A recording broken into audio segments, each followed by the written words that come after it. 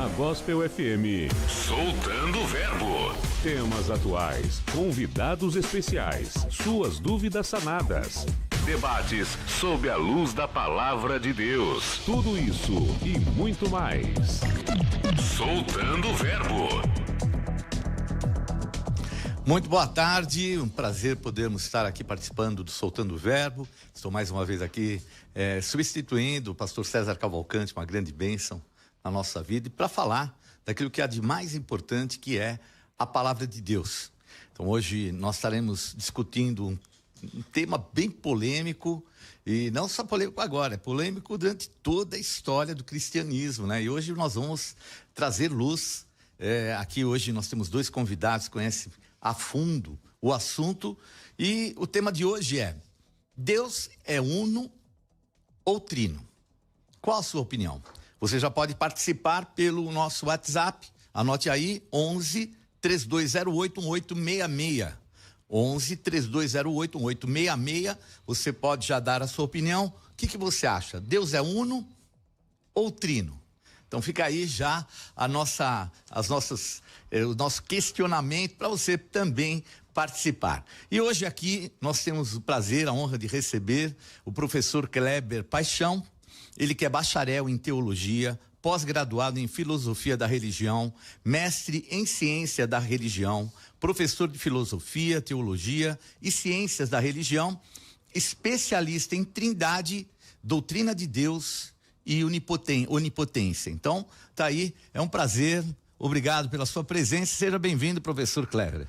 É um prazer todo meu, eu quero agradecer mais uma vez o convite, e assim, vai ser uma alegria e um prazer estar com todos vocês, é um prazer. Deus abençoe a vida de todos.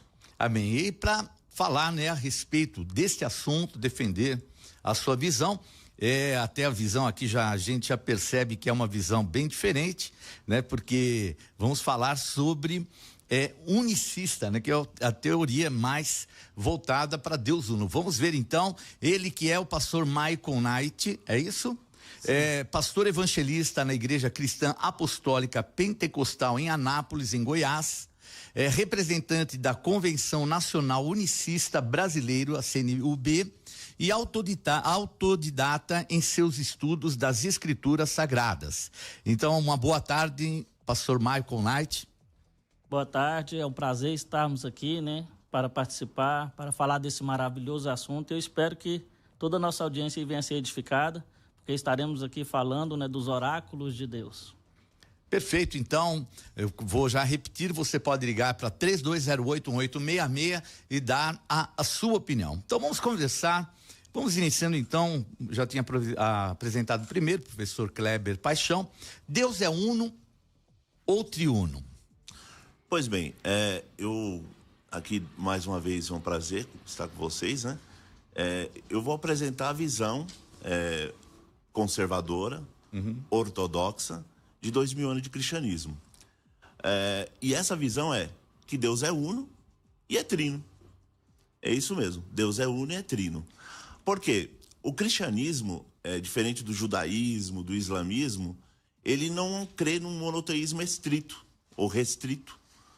Ele crê num monoteísmo trinitário. Deus é um, Deus é único, mas também Deus é uma trindade, ou seja, no seu ser mais íntimo, Deus é Pai, Filho e Espírito Santo. E aí, ao longo do programa, aí a gente vai tentar conversar, dialogar. Eu não vejo muito um debate, eu vejo um diálogo onde o espectador que vai ganhar, que cada um vai colocar a sua visão e a gente vai expor aí da melhor forma possível. Então tá aí, já damos início então ao nosso debate, né? Vamos falar, soltar o verbo aqui, e aqui é o verbo mesmo, é o verbo de Deus, é sobre ele que nós vamos falar. Bom, então eu queria agora a opinião do pastor Michael. Deus é uno ou triuno? Maravilha.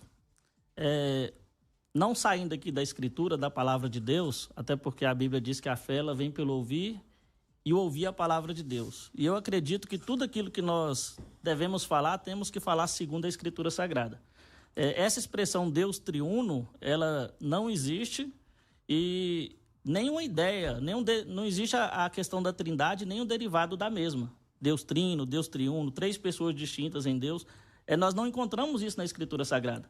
Lá em Êxodo, capítulo 20, versículo 1, lá temos o texto que diz bem assim, eu sou o Senhor, o teu Deus, que te tirei da terra do Egito, da casa da servidão, não terás outros deuses diante de mim. E na repetição dessa lei, Deuteronômio 6,4, que é a repetição, né?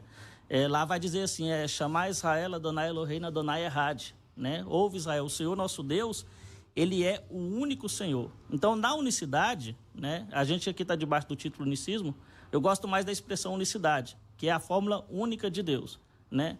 Diferente da trindade, porque a trindade, né, nós vamos ver ali uma ideia ali de três, idade, Deus, né? Na verdade, a pessoa que vai defender três pessoas distintas e dizer que essas pessoas distintas não são três deuses porque são feitas da mesma substância, isso aí eles vão ter que apelar para o mistério, que é o que acontece, né? A gente, toda vez que alguém vai ensinar sobre a trindade, ele é limitado, ele vai chegar a um ponto que ele vai falar bem assim, isso é um mistério e não tem como ser defendido. Agora, na unicidade, não há mistério, mas nós vemos uma revelação maravilhosa, onde esse único Deus, para salvar o homem, para salvar o ser humano, ele se manifestou em carne. Aí sim nós temos o mistério revelado. Está em 1 Timóteo, capítulo 3, versículo 16. O apóstolo Paulo lá ele vai dizer bem assim, sem dúvida alguma, grande é o mistério da piedade. Deus se manifestou em carne, Theos efanerot em sarque, foi justificado em espírito, visto pelos anjos, pregado entre os gentios, crido no mundo e recebido em cima na glória. Lá em Hebreus 2,14 diz bem assim, que assim como os filhos são participantes de carne e sangue, ele mesmo participou das mesmas coisas. Para quê? Para experimentar a morte e pela morte aniquilar aquele que tinha o poder sobre a morte, a saber, o diabo. Ou seja, Deus é espírito, né? João 4,24, todos nós concordamos, né? O próprio Jesus afirmou. O que é Deus? Qual é a definição de Deus? A definição de Deus é que Deus é uma substância que está presente em três pessoas? Não. A Bíblia já traz uma definição. Deus é espírito, e aqueles que o adoram, que o façam em espírito e em verdade. E lá no ventre da Virgem, esse Deus que é espírito, ele gerou um ser humano que é o seu tabernáculo, o seu antropos, né? O filho não se trata, não existe filho coeterno, coigual. O filho trata-se da encarnação do próprio Deus. Por isso que a igreja, vou concluir aqui agora, a igreja lá em 1 João capítulo 5, versículo 20, eles falam assim, e sabemos que o Filho de Deus é vindo, tem nos dado entendimento para conhecermos o verdadeiro. E no que é verdadeiro estamos, isto é, em seu Filho Jesus Cristo, este é o verdadeiro Deus e a vida eterna. Então nós não conseguimos fugir dessa realidade. A igreja tem que fazer essa confissão. É a confissão trinitária? Não. É que Jesus Cristo, o Filho, é o próprio Deus manifestado em carne, conforme João capítulo 1, versículo 10. Ele estava no mundo, o mundo foi feito por ele, não foi por eles, mas o mundo não o conheceu. Veio para aqueles que eram seus, mas os seus não o receberam. Amém? Perfeito. Então, você concorda que o Filho é Deus? O Filho é a natureza humana de Deus. Nós, na unicidade, nós defendemos nós defendemos a dupla natureza. Vamos então, por favor. Qual a sua opinião a respeito de tudo que foi colocado? Eu tenho opinião, assim, a respeito que eu vejo com todo respeito. Eu vou falar uma coisa aqui, como cientista da religião, eu acho que toda crença tem o seu respeito. Então, eu vou respeitar a sua crença. Mas como teólogo cristão, eu vou me posicionar dizendo aqui que, primeiro, a sua primeira fala agora, foi um monte de falácia, um monte de texto solto. 1 Coríntios, 2 Coríntios, e vai fazendo uma mistureba de textos que muitas das vezes não tem nexo. Porque todo texto tem que ter seu contexto. Você tem que fazer exegese do texto. Se não fazer exegese do texto, vira uma bagunça. Agora, eu percebo o seguinte, os textos que você menciona, mencionando que Jesus, em certo sentido, na sua mente, é Deus. Então, se ele é Deus, aí a grande pergunta, como que funciona isso? A fé cristã, e uma coisa assim, em primeiro lugar para salientar, a trindade não está na Bíblia. Sim, foi Tertuliano que cunhou. Dizer que Deus é Pai, Filho e Espírito Santo é fé. Dizer que Deus é uma trindade é explicação da fé. A igreja ela quer explicar aquilo que ela já acredita. Ela já acreditava, ela teve a experiência. E como que ela teve a experiência da trindade? Pelo ressuscitado. O ressurreto e os diálogos de Jesus apontam para esse Deus relacional. Agora, assim, a gente toma muito cuidado, assim, a trindade não está na Bíblia. A palavra Bíblia não está na Bíblia. Se a gente for levar por esse pressuposto, é muito perigoso. Então tem que tomar muito cuidado com isso. Mas, assim, o que a fé cristã entende? Primeiro, Deus é eterno. Se você concordar comigo que Deus é eterno, ou seja, ele, como dizia Boécio, ele tem a posse infindável de uma vida sem fim. Agostinho dizia que Deus vive no eterno hoje. O amanhã nunca vem, a noite nunca declina e o ontem nunca se afasta. Deus vive no eterno hoje. Lógico, sabendo que ele aponta lá, tu és o meu filho de hoje, te gerei naquele salmo de entronização. Ok, ele não tinha a exegese que nós temos hoje, mas ele apontava para aquilo. Ok, mas aí o que nós podemos pensar? Raciocinar junto aqui. A fé cristã entende que Deus é eterno.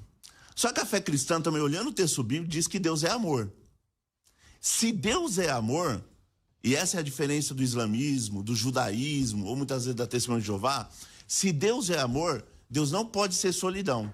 Não houve um momento do seu ser mais íntimo que ele fosse solidão. Por quê? Para amar, precisa de um segundo para ser amado na eternidade. Se não tiver um segundo para ser amado, não é amor. Amor que não ama a si mesmo é egoísmo. Então, como Deus é um Deus que ama, então ele teve uma segunda pessoa para ser amada. Esse amor é um amor eterno. Então, o amor que ele tem para com o Filho na eternidade é um amor eterno. Lógico, isso nós compreendemos a partir do texto bíblico, lembrando que a fé cristã entende que a revelação ela é progressiva, ou seja, o que é progressivo, professor Kleber? Por que revelação progressiva? Ela se dá na história, mas ela chega a um pleroma, plenitude dos tempos, onde Deus invade a nossa história. O teólogo Bruno Forte chama assim que Jesus é a história de Deus e o Deus é a história. Por quê? Ele não só faz uma missão para a história, ele faz uma intromissão. O que é intromissão? Missão dentro. Entrou na nossa história. E a partir do momento que ele entrou nessa história, ele fez da nossa história a sua história. Vivemos hoje a igreja cristã, a igreja ortodoxa cristã, ela vive dentro da história de Deus, vivendo esse drama de salvação. Então, sim, só para concluir agora, para depois eu deixar você mensurar, importante aqui, quando ele se revela, o próprio lá, o Evangelho de João vai dizer o seguinte: no princípio ele era o Verbo estava com Deus e o Verbo era Deus. Esse estava com Deus traz a ideia de que estava do lado de Deus. Só que esse que estava do lado de Deus também é Deus. Só que aí eu percebi que no unicismo, você fala que na encarnação, né? Na encarnação, o Verbo se encarna num receptáculo, né? Você fala até em várias palestras suas, é um receptáculo. E isso é uma ideia platônica, não é bíblica, de um corpo recebendo alguém e fica lá preso dentro daquele corpo. Mas pode ficar à vontade na sua tréplica. Então, por favor, né? Esse é até o caso. Ele diz assim: eu e o Pai somos um. Como é que a gente pode explicar, por exemplo, que ele está o Verbo logo no início, na fundação dos tempos, e depois ele ser colocado como um ser à parte? Maravilha. Eu gosto de explicar assim, né? Eu vou procurar ficar mais dentro da Bíblia assim, porque quando a gente vai para o campo filosófico, a gente se perde um pouco, e o ouvinte, eu acredito que o nosso ouvinte, ele quer ouvir a palavra de Deus. Lá em João capítulo 1, né, no princípio era o Verbo estava com Deus e o Verbo era Deus. Aqui nós temos en arhe, en hologos, kai hologos, en prostonteon, kai theos, en hologos. Como é que a gente entende essa questão? Vou pegar vou usar aqui um judeu messiânico, muito conhecido aqui no Brasil, que defende a unicidade, que chama Tissadok. Aí ele vai trazer um ensino já judaico, bem antigo, né? Bem antes da questão ali da formulação da Trindade, aonde está ali nos Midrash. O que os judeus entendiam sobre a questão do verbo, da palavra, que lá no aramaico está lá a meira do eterno. Eles creem que o verbo, a palavra, é o próprio Deus de maneira imanente. Igual, nós cremos num Deus eterno, todo-poderoso, imutável, que está acima até da sua própria criação. Isso aí, eles têm um termo para isso. Eles falam que ele é Deus transcendente, ou seja, invisível, infinito, que habita na luz inacessível, que o homem não tem acesso e não pode se relacionar. Mas esse Deus que é transcendente, para criar, né, até os anjos, os céus, tronos, principados, as coisas visíveis e invisíveis, ele se torna imanente. Então o verbo seria a substância de Deus, esse ser espiritual, aquele que Isaías viu lá no trono, Isaías capítulo 6. Aí ele diz lá que ele viu o Senhor sentado no alto e sublime trono, né? A hora do seu templo ele enchia tudo ali, os anjos, os serafins estavam ali. Então ali já seria o próprio Deus eminente, manifestado, o verbo, né? Então aqui, ó, no princípio era o verbo, Deus imanente. O verbo estava com Deus, Deus transcendente, né? E aí fala bem assim, ó, é Deus transcendente falando do invisível que se manifesta. É um Deus transcendente que se torna imanente porque ele vai se manifestar. E esse verbo, porque se você for pegar a questão de João, ele está relacionando aqui com Gênesis, capítulo 1, porque ele é quem cria todas as coisas. O versículo 10 diz assim, ele estava no mundo, o mundo foi feito por ele, mas o mundo não o conheceu. Se a gente for lá para Gênesis, lá diz o quê? Está lá assim, ó, no princípio criou Deus os céus e a terra. Bereshit bara Elohim et hashamayim ve'et haaretz. A terra estava sem forma e vazia, havia trevas sobre a face do abismo. Então, este Deus que estava ali no princípio, ele vai criar. Aí diz que a terra estava sem forma e vazia, o Espírito está ali pairando sobre as faces das águas. E aí, olha como é que Deus cria todas as coisas. Na doutrina da Trindade, diz que é 3 pessoas criando, né? A gente não crê nisso porque a Bíblia não ensina dessa maneira. A Bíblia diz que Deus é o Senhor único, que faz todas as coisas sozinhos. Ele diz, eu sou o Senhor, o teu Redentor, que te formei desde o ventre. Eis que faço todas as coisas, que sozinho estendi os céus e espraiei a terra por mim mesmo. Então, como é que Deus cria, olhando para a Escritura Sagrada? Né? Aí nós vamos entender essa questão de João aqui do verbo. Deus cria falando, verbalizando. Lá diz assim, ó, e disse Deus, vai Omer Elohim, haja luz, e houve luz, vai Erri-o. Se você olha para o Salmos 33, o versículo 6, lá está bem assim, ó. Bidibar Adonai Shamaim Nasu, Ubruhap Kol Saban. Pela palavra do Senhor foram feitos os céus e todo o seu exército pelo espírito da sua boca. Ou seja, Deus não criou com outra... Deus não é aquela visão do testemunho de Jeová que tem uma criatura e Deus está criando por meio da criatura. Ou que Jesus seria uma pessoa distinta e Deus está criando por meio dessa pessoa distinta. Não. Deus, ele criou todas as coisas verbalizando, falando com a sua palavra. O versículo 9 do Salmos 33 está lá assim, que Ruamá vai erri, Rutsuá vai amode. Porque ele falou e tudo se fez, mandou e logo apareceu. Então, essa questão aqui, ó, no princípio era o verbo estava com Deus e o verbo era Deus, é um circulóquio, entendeu? Aonde vai mostrar aqui, ó, que esse Deus que é transcendente, que se torna imanente, e é ele que cria todas as coisas. Porque Deus, até para se relacionar com a sua criação, ele precisa de condescender. No hebraico, eles fazem assim, é o tissim-sum, que é tipo assim, uma contração do eterno, né? É Deus, ele tem que se contrair, se diminuir, até para se interagir no céu. Então, nós cremos num Deus transcendente que se manifestou para criar na sua criação e que agora, para redimir o homem que caiu, esse Deus precisou se tornar participante de carne e sangue. Aí nós temos Jesus Cristo, homem, que é o quê? Que é o próprio Deus tendo a experiência humana.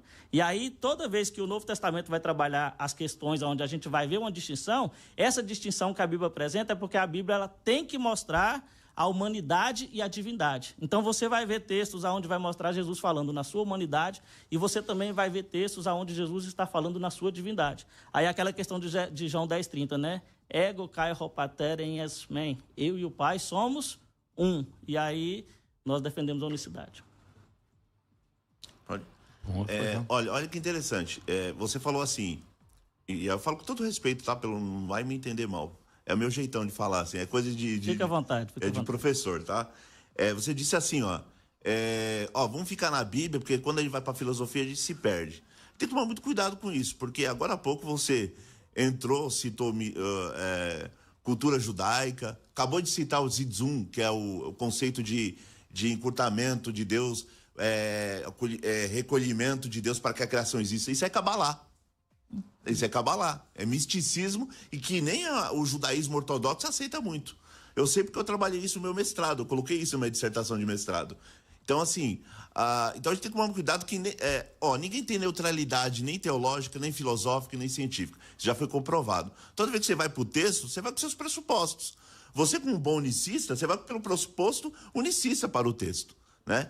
Então, assim, e eu, como ortodoxo, eu vou com as ferramentas. Agora, o que é interessante, você falou 2 termos aí interessantes que não são termos bíblicos, transcendência e imanência. Não são termos bíblicos, são termos de filosofia.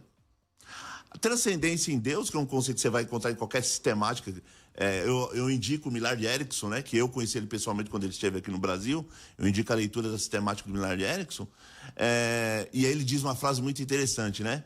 Tenta entender a Trindade e ficarás louco. Tenta entender, ou tenta negá-la e perderás a salvação, ou perderás a sua alma. Essa frase para mim ela é genial.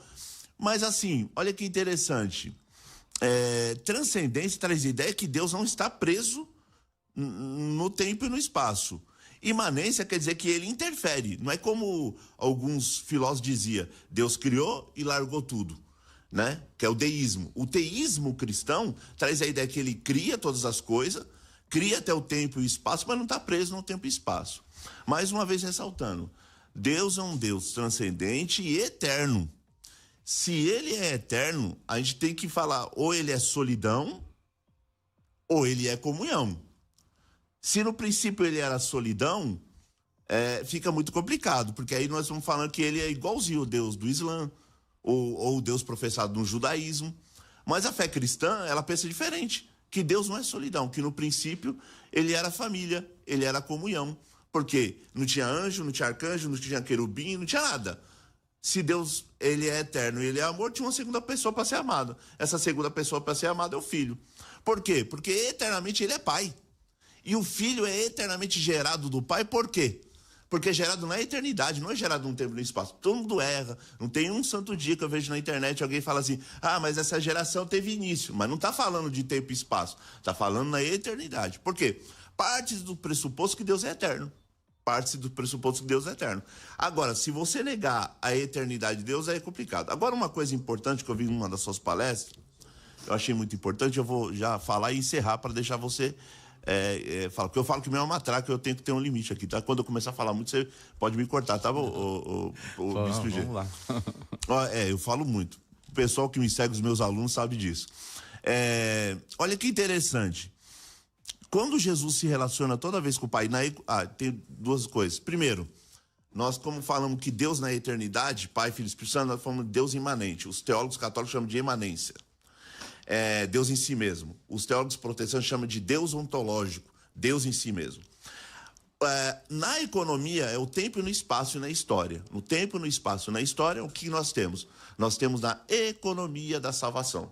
É Deus intervindo nos assuntos humanos. Então, quando Jesus se encarna, ele intervém nos assuntos humanos. E ele assume a forma de servo. Aquele servo sofredor lá do Antigo Testamento. Esse servo sofredor, ele vem num estado de humilhação. Por isso que tem hora que ele fala, o Pai é maior do que eu vim fazer a vontade do meu Pai. E a outra hora ele fala, eu e o Pai somos um. O unicista vai dizer, não, isso aí é porque ele está dizendo outra coisa. Ele está dizendo muito porque é o Deus que está lá dentro dele, que ele é um receptáculo, ele é um Deus. A fé cristã entende, não. Ali está demonstrando as suas duas naturezas, que é a união hipostática. Essa união hipostática traz a ideia. Mas quando ele fala, o Pai é maior do que eu, é porque ele está num estado de humilhação, servo sofredor. Então ele está dizendo que o Pai é maior do que ele. Então, assim, a gente tem que fazer essas questões. Agora, se esse jeito que ele fala com esse Deus, fala com esse Pai, em algum momento não for um Pai, é ele mesmo, mais uma vez, eu vou usar esse termo, não gosto, mas eu vou usar. É praticamente uma esquizofrenia. O que é esquizofrenia na psiquiatria? É uma doença, né, psicológica, que diz o seguinte, a pessoa cria um amigo imaginário, uma voz, uma pessoa, ouve vozes, ou conversa com pessoas que não existem, porque toda hora ele está falando com o Pai. Nas orações que ele faz oração com o Pai. Na oração sacerdotal, ele está falando com o Pai. Glorifica-me contigo, com a glória que eu tinha contigo, antes que o mundo existisse. Ele tinha uma glória com o Pai antes que o mundo existisse. Mas não, ele está falando dele mesmo. Esquizofrenia total. Então, assim, com todo respeito, é isso que eu posso falar para vocês. Deixa eu encerrar aqui. Então, e só até para complementar esse raciocínio, então a maneira que o unicismo entende é que Jesus foi um receptáculo onde veio o Espírito Santo de Deus, ou ele foi gerado? Porque a Bíblia fala que ele foi gerado pelo Espírito Santo por uma mulher, ele tinha as duas naturezas perfeitas, né? Ele era homem 100% e ele era Espírito de Deus 100%, gerado por Deus. Como explicar então? Porque a ideia que dá é que é um invólucro simplesmente para Deus se manifestar. Maravilha. O próprio Jesus, ele fala lá em João capítulo 2:19, quando ele vai falar do seu corpo, né, e da sua divindade, lá ele fala bem assim, destruir esse templo e em 3 dias o levantarei. Aqui, olha para você ver, às vezes a gente fica falando, mas é um avatar, é simplesmente uma casa. Sim, o Jesus homem, ele é a casa de Deus, nele habita corporalmente toda a plenitude da divindade. Ele fala, olha as palavras que ele diz, ele fala assim, as palavras que eu vos digo, eu não as digo de mim mesmo. Se ele fosse uma pessoa distinta, é claro que ele poderia falar de si mesmo.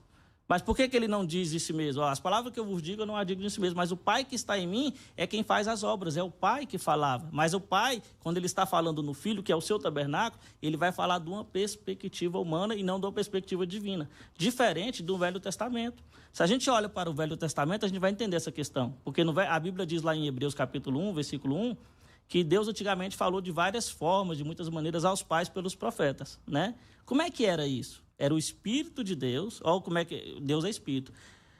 Ele vinha, enchia os profetas e falava na primeira pessoa, na sua divindade. Quando Deus falava nos profetas, ele falava assim, ó, assim diz o Senhor, o teu Redentor, que te formou desde o ventre. Eu sou o Senhor que faço tudo, que sozinho estendi os céus e espraiei a terra por mim mesmo. Mas na encarnação, aonde esse Deus vai vir de forma oculta, ele agora não vai falar de uma perspectiva divina, mas ele vai falar de uma perspectiva humana. Você sabe por quê? Que quando ele vem como homem, ele não pode falar, ele não pode se apresentar como Deus. Por quê? Porque lá Paulo diz lá em 1 Coríntios capítulo 2, versículo 7, ele fala assim, ó, nós falamos da sabedoria de Deus em mistério, a qual os sábios deste mundo, os que estudam bastante, jamais compreenderam, porque se eles tivessem compreendido, jamais teriam crucificado o Senhor da glória. Ou seja, se Jesus falasse da maneira que o trinitariano está querendo que ele falasse hoje, se ele falasse na sua divindade, se ele falasse, ó, eu sou o Pai, é eu que estou aqui. Se ele falasse igual ele falou lá no Velho Testamento, no meio dos profetas, ele não teria sido rejeitado. Por isso que Jesus Cristo, ele falava com essa linguagem. Mike, mostra isso para mim na Bíblia. Está lá aqui em João capítulo 16, o versículo 25, olha o que diz. Eu disse isto por parábolas, falando em enigma. Chegará, porém, a hora que não falarei mais por parábolas, mas abertamente eu vos falarei acerca do Pai. Olha que interessante. Jesus ele está falando em parábolas e em enigma. Vai chegar um momento que ele não vai mais falar em parábolas e enigma, mas abertamente eu vou falar com vocês acerca do Pai. E aí olha para você ver a questão da oração. E naquele dia pedireis em meu nome, e eu não vos digo mais que eu rogarei ao Pai por vós. Está vendo? Quando Jesus não tiver mais a necessidade de no seu ofício humano se apresentar de maneira oculta, ele vai ser o próprio Deus. Aí olha aqui, João 14, vou provar isso aqui agora em João 14, 16, um texto muito usado, onde os trinitarianos usam para apresentar aqui a doutrina trinitária, mas é igual o nosso querido pastor aqui falou. Tem que se observar o contexto, porque texto fora de contexto, né, a gente sabe que não dá certo. Olha aqui, ó, João 14, 16. Eu rogarei ao Pai e ele vos dará outro Consolador. Aí aqui os trinitarianos, a trindade está aqui. Mas não está. É só ler o 17. Quem que é o outro Consolador? O versículo 17 fala, olha aqui. Ó. O Espírito da verdade, que o mundo não pode receber porque não vê e nem o conhece. Quem que é a verdade? É Jesus. O Consolador é o Espírito da verdade. Aí ele fala assim, ó, mas vós o conheceis. Por quê? Porque habita convosco. Por que habitava com eles? Quem que habitava com eles? Não era Jesus? O Consolador não é o Espírito da verdade? Então, habita convosco e estará em vós. Então, olha o que Jesus está falando. Eu rogarei ao Pai e vos dará o outro Consolador. No versículo 17, o Consolador estava habitando com eles, porque estava dentro de Jesus, e Jesus faz a promessa que estaria neles. Olha o versículo 18, quem que é o Consolador. Não vos deixarei órfão, voltarei para vós. Só pulando aqui, porque eu não posso ler tudo, porque senão vou esgotar o tempo, só no versículo 28 ele vai confirmar aqui, é do mesmo, no contexto. Ó. Ouviu o que eu vos disse? Vou e venho para vós. Vou o quê? Depois que ele concluiu. Vou para onde? Para o... Isso, para o Pai. Isso. Porque Deus é transcendente, o céu não fica vazio. Se a gente falar que o Pai está em Jesus e que o céu ficou vazio, você vai quebrar a onipresença de Deus, então não pode. Então Deus enche céus e terra. Deus está em Jesus na sua plenitude e enche céus e terra. E os céus é o seu trono. Quando Jesus fala, eu vou para o Pai, não é uma pessoa distinta que está lá sozinha. Fala desse Deus transcendente e os céus é o seu trono. Então, tá bom? Aí ele fala bem aqui, ó. Ouviu o que eu vos disse? Vou e venho para vós. É o próprio Senhor Jesus Cristo. Então, se a gente observar o contexto, a gente vai ver essa questão aqui, ó. E lá em Atos, capítulo 20 e 28, só para a gente aqui concluir essa questão aqui, ó. Lá em Atos, capítulo 20 e 28, olha que maravilha o que diz. Olhai por vós mesmos e por todo o rebanho, a qual o Espírito Santo vos constituiu bispo. Se você for lá para Efésios, capítulo 4, versículo 11, você vai ver que quem é que esse Espírito Santo que constituiu o bispo é o próprio Jesus. Né? Depois você pode ler lá. E aí fala assim, ó, olhai por vós mesmos e por todo o rebanho, a qual o Espírito vos constituiu bispo para apacentar a igreja de Deus que ele resgatou com seu próprio sangue. Aí eu faço uma pergunta, como é que o Espírito resgatou com seu próprio sangue? Na encarnação. Lá em João 1,14 fala assim, ó, Kairo logos sarx egêneto, e o verbo se fez carne. Quem que é esse verbo que se fez carne? Você vai ler lá em João capítulo 1, lá em Mateus capítulo 1, versículo 23. Não temas José, receber Maria por tua mulher, porque o que nela está gerado é do Espírito Santo. O Espírito Santo é o verbo, é o Espírito da boca de Deus que se encarnou no ventre de Maria e verteu o seu sangue, conforme Atos capítulo 20, versículo 28. Bom, você vai explicar um pouco porque como é que pode algo que é o Espírito gerar carne? Depois eu gostaria que você me explicasse, né? Porque ele está colocando mais ou menos esse contexto, né? Ele coloca o Espírito dessa maneira. Mas vamos deixar para daqui a pouquinho. Nós vamos aqui, já temos aqui uma participação, a participação de um nosso ouvinte, é o Mateus de Araguá. Portanto, vão e façam discípulos de todas as nações, batizando-os em nome do Pai e do Filho e do Espírito Santo. Mateus 28:19. Qual é a visão do pastor Michael em relação a esse versículo? O unicismo não faz sentido. Aqui é a opinião do Mateus, tá bom? Aqui o Kaique de Poá. Ninguém vem ao Pai senão por mim. Como explicaram isso, pastor? Ninguém vem ao Pai senão por mim. A impressão são dois, né? E a vida eterna é essa, que te conheçam a ti mesmo como Deus verdadeiro e a Jesus Cristo que tu enviaste. Quem é Jesus no unicismo? Sendo que a Bíblia fala que Deus que enviou Jesus. Então tá aí depois responder Kaique de Poá. E por último aqui é o Ibrahim Lucas. No céu são 3 que testificam. 1 João 5:7, porque 3 são os que testificam no céu: o Pai, a Palavra e o Espírito Santo. Lembrando que a palavra é o verbo, já também define bem claro, né? E esses 3 são um.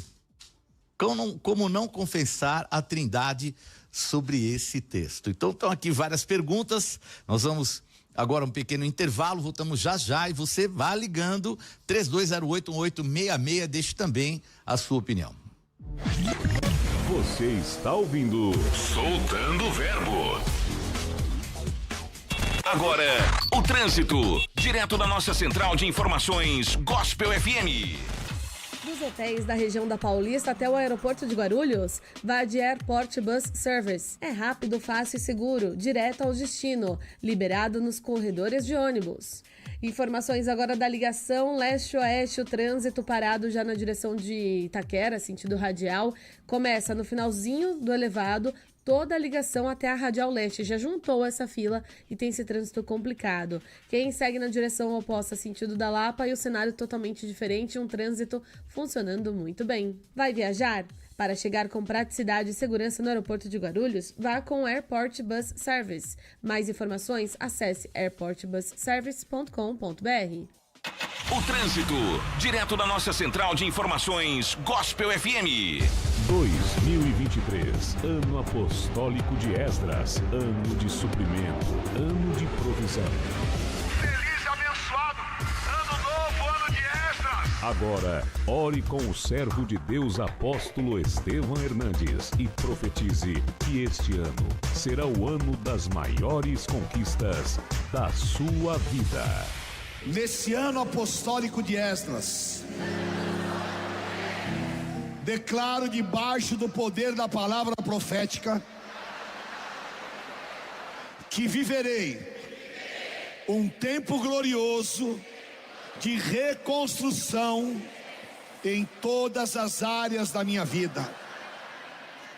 Deus enviará um suprimento sobrenatural e tesouros escondidos para que eu e a minha família vivamos a honra e uma poderosa obra em tudo aquilo que estava arruinado. Toda oposição do inimigo e tudo aquilo que foi paralisado já está liberado no mundo espiritual. Viveremos um tempo de alegria, prosperidade e realizações. Serão tão grandes as nossas vitórias que o nosso grito de vitória será ouvido por todos. Sonhos e projetos que estavam paralisados serão liberados e teremos 365 dias de uma ação poderosa do Espírito Santo em nossas vidas. Verei com os meus olhos a salvação da minha casa, a restituição do que foi roubado, e viveremos a glória da segunda casa, e será maior do que a primeira. Ano de Esdras, anos de ver grandes milagres, ano de restituição, anos de grandes obras, ano da glória da segunda casa. Nada nos impedirá de viver as promessas desse ano, e viveremos um ano de proteção, da guarda, da direção e um grande e poderoso avivamento. O melhor ano que já vivemos até então nas nossas vidas, em nome do Senhor Jesus. Amém. Aleluia. A primeira.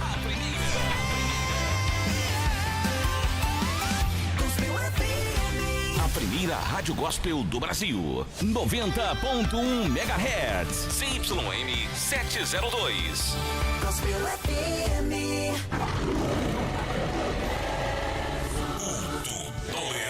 Culto do Leão. Apóstolo Estevam Hernandes. Chegou o grande momento da celebração da família. O poderoso culto do leão. O leão da tribo de Judá venceu. Véspera de Natal. Um domingo para celebrar e adorar aquele que vive, aquele que deu a sua vida e que nasceu em Belém e que hoje permanece vivo nos nossos corações. Poderosa celebração da família com a Santa Ceia do Senhor. Neste próximo domingo, às 8, às 10, às 16 e às 18 horas, com transmissão ao vivo para todas as igrejas Renascer, o poderoso, o tradicional culto do leão. Deus tem nos marcado e a vitória do leão da tribo de Judá está em nós. Eu estarei às 10 horas em Alphaville. Atenção, Alphaville, venha, traga um visitante, traga a tua família. Alameda Tocantins 755, na nossa sede internacional, às 8, o Bispo Lalá, às 10 e às 16, a Bispa Sônia, e eu estarei ministrando às 18 horas, com transmissão ao vivo para todas as igrejas Renascer, o culto do leão com a Santa Ceia do Senhor. Venha receber essa unção, venha celebrar, e juntos nós teremos um feliz, bendito e abençoado Natal. Culto do Leão. Culto do Leão.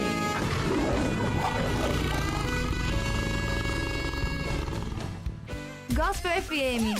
Que demais! Desde a implantação da faixa azul na Avenida 23 de Maio e na Avenida dos Bandeirantes, o número de acidentes graves diminuiu muito e não tivemos nenhum acidente fatal. A faixa azul deu tão certo que preservou 100% das vidas. E ó, teremos 100 quilômetros até o final do ano. É mais seguro para todos e mais harmonia entre motoristas e motociclistas. A Prefeitura de São Paulo trabalha todo dia e noite, para todo mundo. Gospel FM, a primeira rádio gospel do Brasil. Ouça Gospel FM São José do Rio Preto, 103.9. Gospel FM, a primeira rádio gospel do Brasil. Gospel FM. Voltamos a apresentar Soltando o Verbo. É isso aí, hoje eu, Bispo G, estou aqui hoje substituindo o pastor César Cavalcante e falando a respeito de um assunto muito importante que é Deus, a Trindade ou o Deus Uno. Então, vamos trabalhar essa ideia, estamos aqui falando, mas eu queria falar um pouco para você a respeito do curso Hebraico Fácil, que foi desenvolvido pelo pastor César Cavalcante, e que depois de vários cursos, vendo a dificuldade na didática passada pelos iniciantes, é que ele criou esse curso e veio para edificar mais ainda o seu aprendizado. Algumas interpretações e textos bíblicos mudam quando sabemos suas palavras originais. O hebraico parece difícil, mas esse curso tem uma didática de fácil assimilação. Não é decoreba, é o curso Hebraico Fácil, onde você aprende a verdade e não decora. Não perca tempo e deixe agora o seu nome no grupo do WhatsApp. Anote aí o WhatsApp 3198-5551. 3198-5551. E você entra automaticamente na lista de transmissão com todas as informações e promoções. Então lembrem, não é decoreba, é o curso hebraico fácil. Deixe seu nome agora no grupo do WhatsApp, anote mais uma vez, 11-3198-3551. Então estamos de volta aqui, eu estava vendo aqui algumas perguntas aqui, eu queria voltar aqui às perguntas que foram feitas aqui, nessa daqui que diz assim, ó: e a vida eterna é essa, que te conheçam a ti mesmo como Deus verdadeiro e a Jesus Cristo que tu enviaste. Então, qual que é o papel de Jesus? Então, eu entendi aqui a pergunta. Ele foi gerado pelo Espírito Santo com uma mulher. Isso é um fato bíblico que a gente vê no Novo Testamento. Como é que ele pode ser somente o invólucro se ele foi gerado?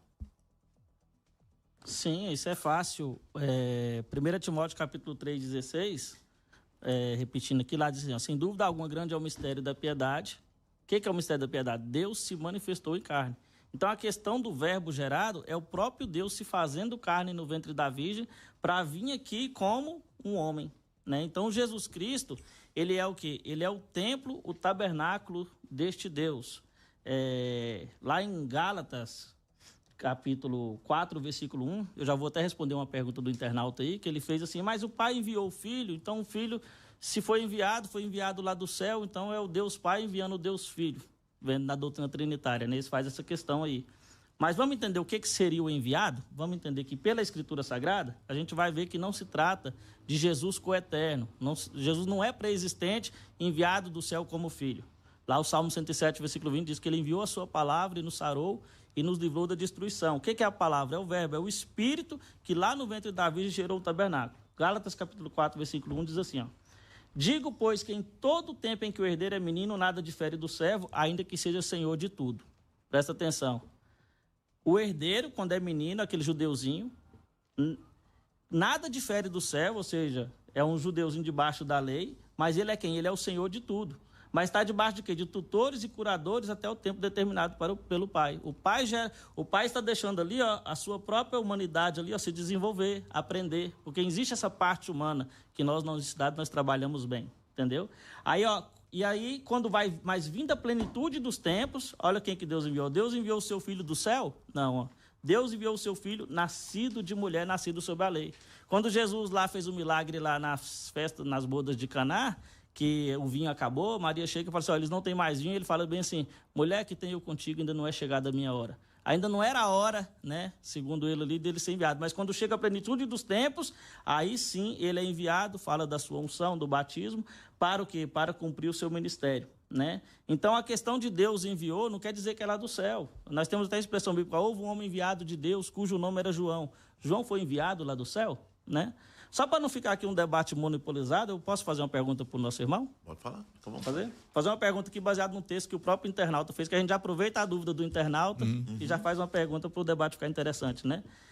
Mateus 28, 19. Você vê que eu não estou fugindo dos textos trinitários, eu estou indo para eles, né?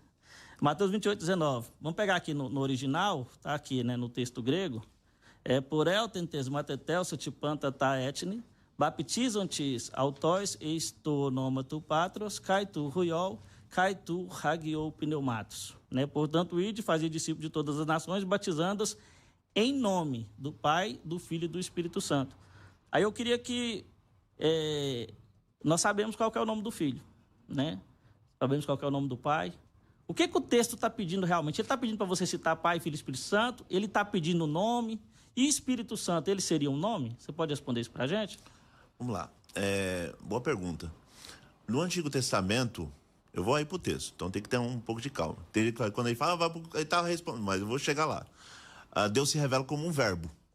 Né? Você que é bom aí de hebraico sabe disso. Deus se revela como o grande eu sou, que você poderia transliterar como eu sou sendo, ou eu serei o que serei, está num imperfeito, é uma ação sendo realizada. Aliás, se você pegar Walter Brueggemann, especialista no Antigo Testamento, ele vai dizer que todas as vezes que Israel tentou falar de Deus, falou de um Deus de ação. Porque na mentalidade hebreia, Deus é um Deus de ação. Eu tinha um professor que ele dizia o seguinte, por que Deus é o Deus de ação no Antigo Testamento? Se você pegar um salmo e falar assim, ó, Deus é bom e sua benignidade dura para sempre. Ele deu um exemplo como eles pensavam, como um hebreu pensava. Ele lançava a semente, Deus é bom. Vinha a chuva, Deus é bom. Ele ia lá, a semente cresceu, Deus é bom. Cresceu mais um pouco, Deus é bom. Deu fruto, Deus é bom. Eu colhi o fruto, Deus é bom. Aí ele percebeu, Deus é bom e a sua benignidade dura para sempre. Porque na mentalidade de um hebreu, Deus está agindo incessantemente. Então, quando Deus se comunica, porque o que é revelação? Revelação é comunicação. Eu sou professor de teologia da revelação. O que é revelação? Revelação é comunicação, é se revelar. A gente só faz teologia, você só está com Bíblia na mão, eu estou aqui fazendo teologia, o Bispo G também, grande pregador, porque Deus se comunicou. Se Deus não se comunicasse, a gente não fazia teologia, não falava mais nada de Deus. Então só há comunicação, porque Deus vai lá e se mostra. Então Deus se revelou na história. Quando ele se revela no Antigo Testamento, que aí você falou muito bem, é sombra. O que é sombra? Apontando por uma realidade maior. Por quê? A lei, ela veio como um aio, né? Ela veio como um tutor para cuidar, mas ela estava apontando lá para uma plenitude, lá para frente. E nesse ato de apontar para frente, estava apontando para a plenitude dos tempos. Deus se comunica, Deus se revela como o grande eu sou, Deus se mostra como um Deus de ação, né? E se revela como um verbo. Por que se revela como um verbo? É como querendo dizer, você quer me conhecer? Anda comigo. Você quer me conhecer? Quando eu abrir o mar vermelho, você vai me conhecer. Quando eu fazer a obra, um milagre e tal, você vai me conhecer. Quando eu repreender fulano de tal, você vai me conhecer. Só conhece a Deus andando com ele. É um Deus de ação. No Novo Testamento, você percebe que, através do ministério de Jesus, ele mostra quem ele é o Pai. Ele veio mostrar, ele veio revelar quem é o Pai. Porque na mentalidade unicista é de um jeito, na mentalidade da fé cristã, eu não gosto nem de falar da fé trinitária ou do trinitário, não. Eu gosto da fé cristã. A tradição cristã de 2000 anos, quando vai olhar o texto bíblico, ele pensa o seguinte, que no ministério de Jesus, Jesus veio mostrar quem é o Pai. Ele veio revelar quem é o Pai. No Antigo, o Pai falava, vem vindo aí o Filho, eu vou mostrar quem é o meu Filho. No Novo Testamento, o Filho veio mostrar quem é o Pai. E quando ele manda o Espírito Santo fala assim, eu vou falar do Filho, eu vou mostrar quem é o Filho. É nesse sentido. Aí, olha que interessante. No ministério de Jesus, Jesus começa a mostrar quem é o Pai. E quando ele vai falar as últimas palavras, né? Que você acabou de ler muito bem até no grego, né? Fala muito bem no grego. Gente, e aí depois ele traduziu, porque vocês precisam saber o seguinte, igual você falou, nosso público, nem todos sabem grego, nem todos sabem hebraico, nem todos sabem latim, nem todos sabem alemão. Vou dar um exemplo, revelação no alemão, Offenbarung. Offenbarung é revelação total, é Hegel. Igual você fala, Deus se revelou de forma completa, eu vou mostrar a revelação de forma completa. Porque se Deus se revelar de forma completa, acontece duas coisas. Ou o mundo de Deus se torna um mundo humano, ou o mundo humano se torna um mundo de Deus. Ou é abrasado pelo fogo divino, como diz Bruno Forte. Então, a revelação é sempre uma dialética. Deus se revela e se oculta. Deus fala e se cala. Ele se cala dizendo e fala se calando. É uma dialética eterna, um mistério. Olha que interessante. Aí, de repente, ele vai, as últimas palavras, ele vai falar. Ele diz assim, ide por todo mundo, igual você leu lá no grego e tal. E aí ele diz, batizar em nome do Pai, do Filho e do Espírito Santo. E aí eu acho que você vai gostar disso. Você vai ficar agora top. Por quê? Porque ele diz assim, batizar em nome do Pai. Esse batizar e batismo, né? Que é mergulhar, né? E olha que eu sei que questões de batismo são questões secundárias, né? Se é batismo por aspersão, por imersão, é uma outra conversa, mas não vai implicar em salvação. Independente. Mas é mergulhar o batismo. Olha que interessante. Quando ele fala isso, ele fala em nome. Esse em nome traz a ideia, pode trazer a ideia, né? Uma das opções, né? Se pegar qualquer gramática grega aí, traz a ideia de dentro. Você mergulha dentro de uma realidade que não é mais a minha realidade, não é mais a sua realidade. É a realidade do Pai, do Filho e do Espírito. Ou seja, quando você se batiza na realidade de Deus. Você entra nessa realidade de Deus. E olha que interessante, esse em nome está no singular. Agora você vai ficar contente, está no singular. Se está no singular, qual é o nome de Deus? Pai, Filho, Espírito Santo. Olha que interessante. Se fosse, ele quisesse falar de 3 deuses, ele ia falar, ele estaria no plural, mas não está no singular. Esse em nome está no singular. Qual é o nome de Deus? Pai, Filho e Espírito Santo. Igual eu falei no início. Dizer que Deus é Pai, Filho e Espírito Santo é fé. Dizer que Deus é uma trindade é a explicação da fé. Só mais uma, prometo, que eu vou deixar, porque eu não gosto de ficar tomando tempo, porque aí a gente tem que manter um diálogo, né? Deixar você falar também. E eu não quero ser mal educado. Por que muitas das vezes a gente, na teologia cristã, a gente fica pensando que isso tudo se desenvolveu no século IV?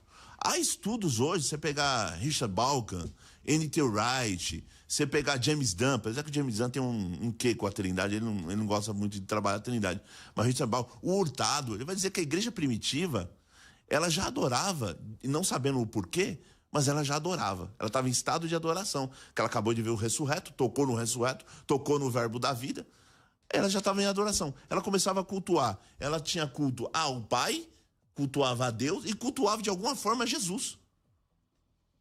Cultuava os dois. Só que isso, você tem que entender que isso é um contexto judaico, porque o cristianismo nasce dentro de um judaísmo. Aliás, eles eram chamados de seita judaica, a religião do caminho. Isso é uma loucura na cabeça de um judeu. Como que pode você adorar um homem? Porque para um judeu, Jesus morreu e acabou. Para o cristão, ele morreu e ressuscitou. Os primeiros cristãos, ele morreu e ressuscitou. Só que, olha que interessante, já tinha um culto a eles. Isso aí não sou eu que estou falando, isso é consenso acadêmico hoje, Hurtado, esses autores que eu estou falando. Se não quiser concordar comigo, ok, mas tenta desmontar os camaradas lá que passa a vida inteira com seus mestrados e doutorado, pesquisando a vida inteira só a Bíblia. Quem a gente pensa que teólogo, pensa só filosofia.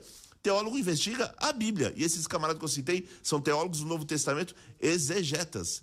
Então, esses camaradas estão dizendo que já havia uma adoração a Jesus. Só que eles não tinham desenvolvido a doutrina. Estava implícita, mas já estava latente. Tá bom? Deus abençoe. Bom, vamos então agora a alguma participação. Temos aí participações por áudio?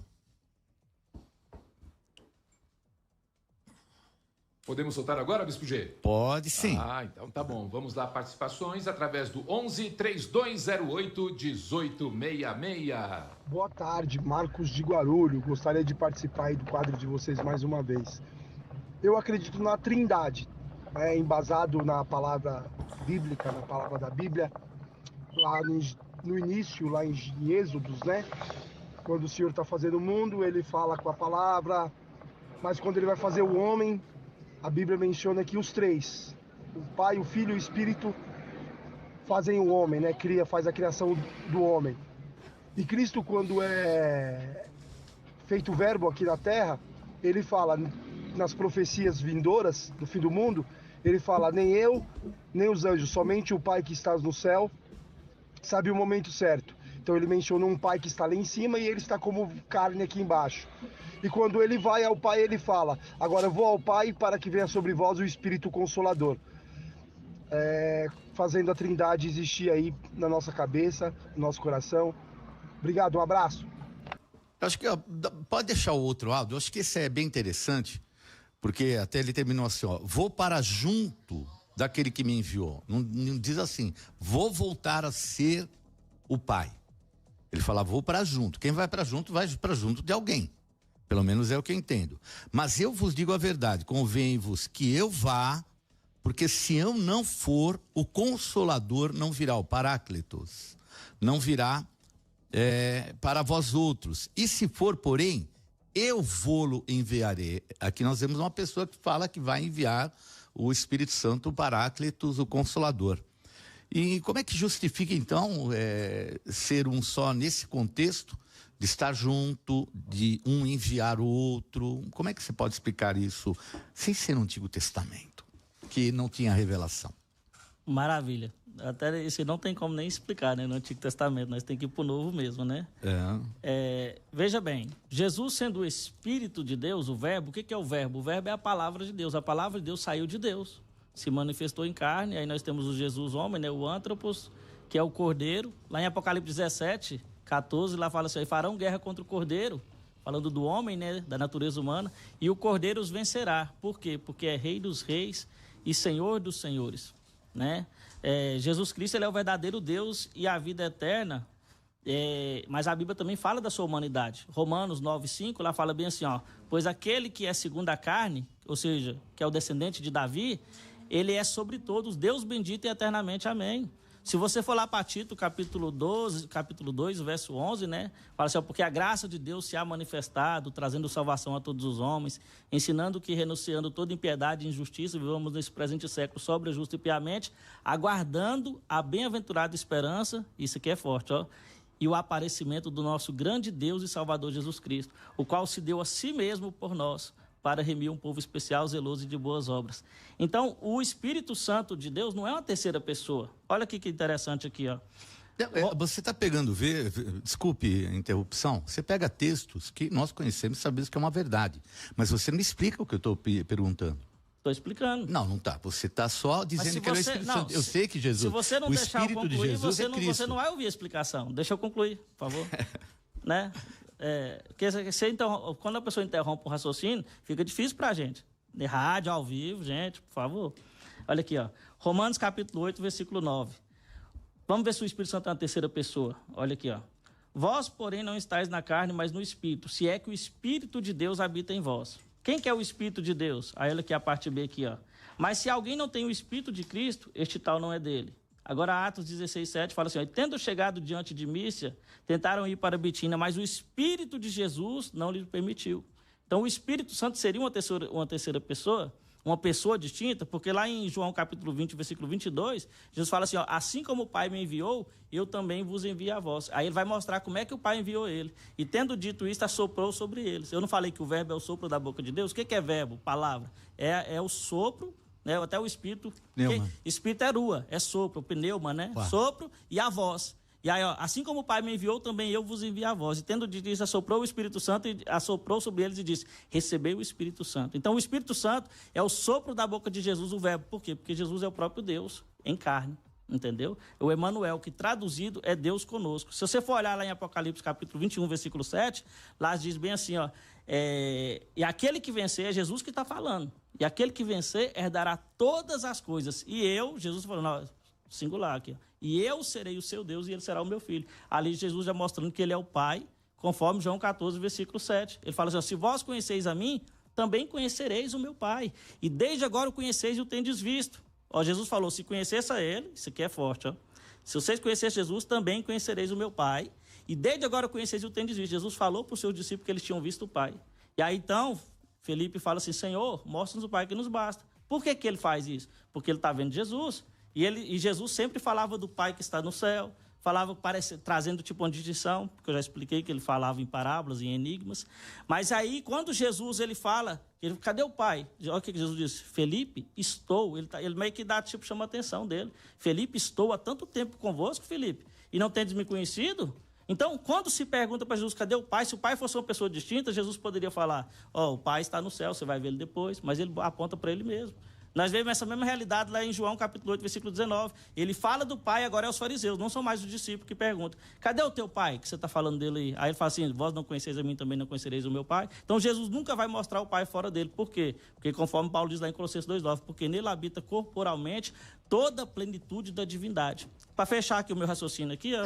Desculpe, você só está repetindo tudo que nós já sabemos. Você só não respondeu a pergunta minha. Não, eu não estou preocupado, se vocês sabem, eu estou aqui para defender a unicidade, eu estou... Então não, mas você responda a pergunta, você não respondeu, por favor. Não, repete. Vou repetir a pergunta. Repete. Vou para junto daquele que me enviou. Então ele vai para junto de alguém. Isso. Mas eu vos digo a verdade, convém-vos que eu vá, porque se eu não for, o Consolador não virá para vós outros. Sim. Tudo que você falou aí, eu sei, é uma verdade. Deus é Pai, Deus é Filho, Deus é Espírito Santo, tudo que você puder colocar. Agora eu quero só para você responder essa e essa aqui também, por favor. Não, vai uma de cada vez, porque senão vai... Não, é a mesma coisa, é a mesma coisa. Tá. Ó, também, ó, João 8,17. Também na vossa lei está escrito que o testemunho de duas pessoas é verdadeiro. Eu testifico de mim mesmo e o Pai que me enviou também testifica de mim. Então, o testemunho de duas pessoas, quer dizer, então me explica, porque aqui eu vejo 3 aqui nessa passagem e 2 aqui. Como é que você justifica não existir a Trindade? Você vai repetir tudo aquilo que a gente sabe que você vai falar, que Deus é Pai, o Espírito é Deus, o Espírito de Cristo, tudo isso nós sabemos. Eu quero que você responda o unicismo de Deus aqui, da maneira que você possa responder verdadeiramente essas perguntas. Porque você pega uma série de versículos aleatoriamente, só falando a respeito daquilo que a gente já sabe, que Deus é Pai, que Deus é Espírito e Deus é também Filho. Você quer João 8,17 primeiro? Não, os dois. Sim. Não, na questão, quando ele fala que eu vou para junto do Pai, ele está falando da ressurreição, né? Aonde está lá em Atos capítulo 2, versículo 36, aonde Pedro fala assim, saiba, pois com certeza toda a casa de Israel, que a esse Jesus a quem vós crucificaste, Deus o fez Senhor e Cristo. Ou seja, Deus, ele glorificou o Filho em si mesmo. Ou seja, lá em João capítulo 18 diz, ninguém jamais viu a Deus, mas o Deus unigênito que está no seio do Pai te revelou. Onde Jesus está agora? No seio do Pai. O que é seio? A palavra ali é colpos, que significa estar dentro, entendeu? Ele saiu de Deus em espírito. Esse texto. Isso é João 1,18. Agora me explica então, que é a mesma coisa, você repete sempre as mesmas coisas que a gente já sabe. Dados diferentes. Agora, como é que ele fala? Ele fala, quando ele encontra Maria Madalena, ele fala, não fui ainda para o Pai. Você falou que você era ressurreto, Jesus já tinha ressuscitado e falou, não fui ainda para o Pai. Então, e aí?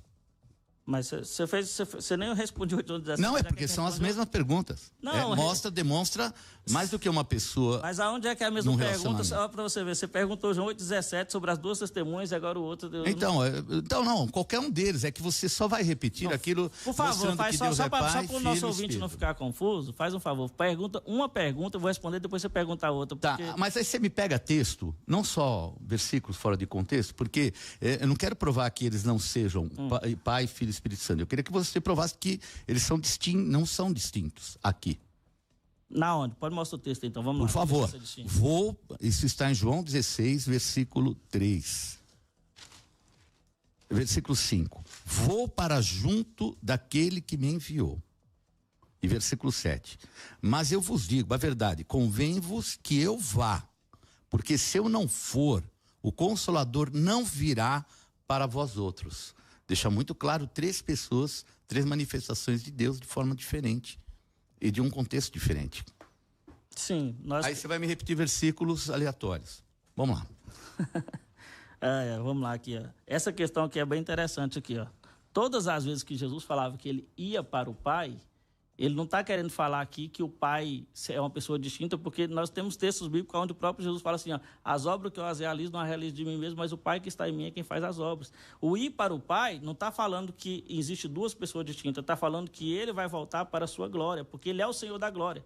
Lá em 1 Coríntios, capítulo 2, não seria mais fácil falar, vou para o céu?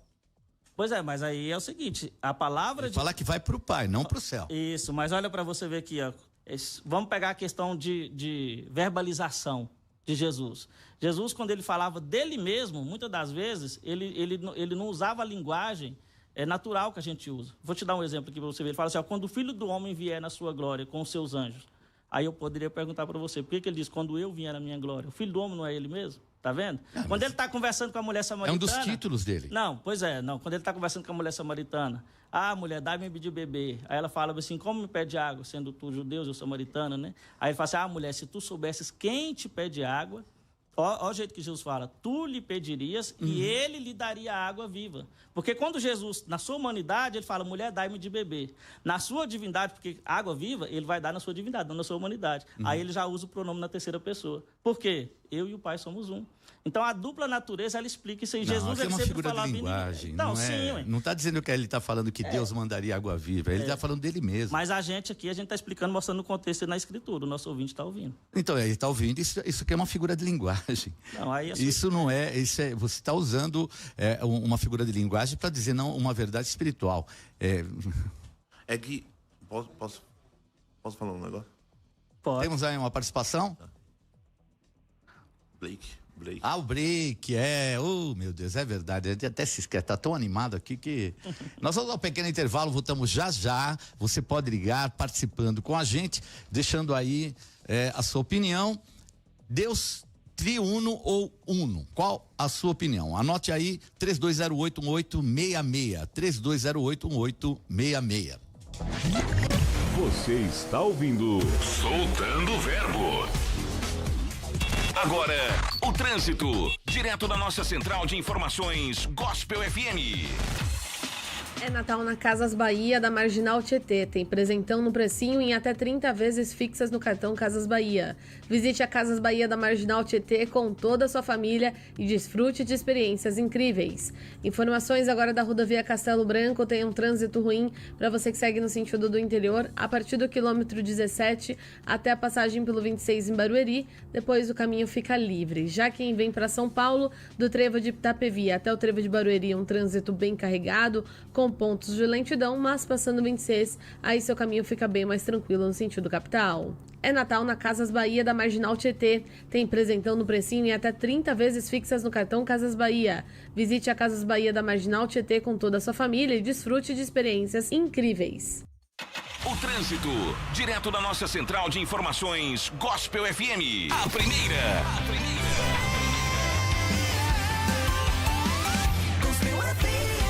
A primeira rádio gospel do Brasil. Culto do Leão. Apóstolo Estevam Hernandes. Chegou o grande momento da celebração da família. O poderoso culto do leão. O leão da tribo de Judá venceu. Véspera de Natal. Um domingo para celebrar e adorar aquele que vive, aquele que deu a sua vida e que nasceu em Belém e que hoje permanece vivo nos nossos corações. Poderosa celebração da família com a Santa Ceia do Senhor. Neste próximo domingo, às 8, às 10, às 16 e às 18 horas, com transmissão ao vivo para todas as igrejas Renascer, o poderoso, o tradicional culto do leão. Deus tem nos marcado e a vitória do leão da tribo de Judá está em nós. Eu estarei às 10 horas em Alphaville. Atenção, Alphaville, venha, traga um visitante, traga a tua família. Alameda Tocantins 755, na nossa sede internacional, às 8, o Bispo Lalá, às 10 e às 16, a Bispa Sônia, e eu estarei ministrando às 18 horas, com transmissão ao vivo para todas as igrejas Renascer, o culto do leão com a Santa Ceia do Senhor. Venha receber essa unção, venha celebrar e juntos nós teremos um feliz, bendito e abençoado Natal. Culto do Leão.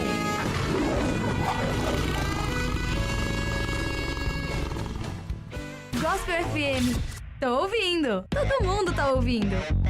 Há um ano, São Paulo são mais que números, são pessoas. É a Dona Terezinha e mais 18 mil famílias com casas recebidas. É a Bia ganhando tempo com os mais de 23 quilômetros de linha de metrô. E é você mais seguro com a polícia melhor equipada com 640 milhões de investimento. E esse é só o começo. 2024 vai ser ainda melhor, porque São Paulo é você, São Paulo sou eu, São Paulo são todos.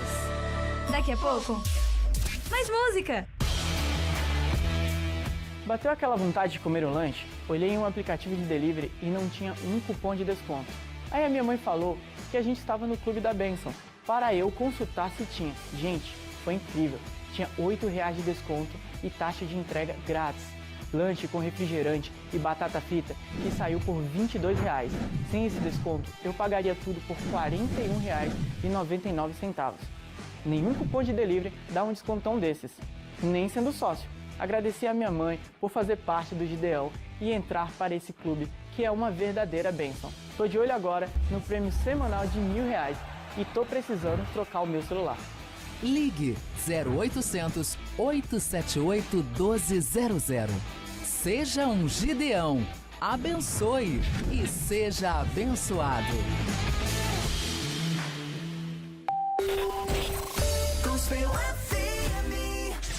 Voltamos a apresentar Soltando o Verbo.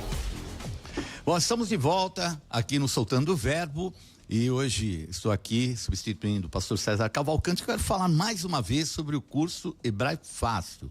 Foi desenvolvido por ele e veio para edificar mais ainda o seu aprendizado. Então, algumas interpretações e textos bíblicos mudam quando sabemos suas palavras originais. O hebraico parece difícil, mas esse curso tem uma didática de fácil assimilação. Não é decoreba, é o curso Hebraico Fácil, onde você aprende de verdade, aonde você não decora. Então não perca tempo, deixe agora o seu nome no grupo do WhatsApp, anote aí, 11 3198 5551. 3198-5551. E você entra automaticamente na lista de transmissão com todas as informações e promoções. Então, lembre, não é decoreba, é curso hebraico fácil. Número para ligar, 0 prestadora 11 3198 5551. Bom, vamos continuando, parece que tem 2 áudios. Vamos ao primeiro áudio. Mande sua pergunta para o programa Soltando o Verbo. WhatsApp 11 3208 1866. Boa tarde, Rádio Gospel. Aqui quem fala é o Thiago, um dos alunos do Kleber. Eu queria deixar uma pergunta. Em Isaías 44, verso 6, o profeta diz assim: assim diz o Senhor, Rei de Israel, eu sou o Redentor, o Senhor dos Exércitos, eu sou o primeiro, eu sou o último. No Antigo Testamento, Isaías estava falando de Deus. Só que lá em Apocalipse capítulo 22, versos 13 e Apocalipse capítulo 1, verso 17, João escreve, eu sou o primeiro e eu sou o último, falando de Jesus. Quantos primeiros e quantos últimos temos na Bíblia? Quem pode responder? Eu pedi para ele baixar o meu coisa, porque para mim fica mais fácil, porque eu não tô acostumado a falar no rádio. E aí, tanto é que, graças a Deus, hoje melhorei bastante, desde a última vez, desde a semana passada. Qual foi a pergunta que ele fez? Então, vai de novo, vamos de novo. Mas agora precisa ouvir o volume dele. Você pode pegar outro fone aí para ouvir? Posso. Tem outro? Pode prestar para ele que tá zerado o microfone. O meu tá zerado. Eu pedi para ele para ter facilidade. O outro não tá funcionando, esse que tem aqui? Pronto? Pode vai? Vamos lá. Boa tarde, Rádio Gospel. Aqui quem fala é o Thiago, um dos alunos do Kleber. Eu queria deixar uma pergunta. Em Isaías 44, verso 6, o profeta diz assim: assim diz o Senhor, Rei de Israel, eu sou o Redentor, o Senhor dos Exércitos, eu sou o primeiro, eu sou o último. No Antigo Testamento, Isaías estava falando de Deus. Só que lá em Apocalipse capítulo 22, versos 13 e Apocalipse capítulo 1, verso 17, João escreve, eu sou o primeiro e eu sou o último, falando de Jesus. Quantos primeiros e quantos últimos temos na Bíblia? Boa. É o Thiago. Dá pra responder, sim. Na verdade, assim, quem mandou o áudio aí foi um dos meus alunos, o Thiago. Ele é muito bom de Bíblia, igual você. Decora assim, os versículos bíblicos.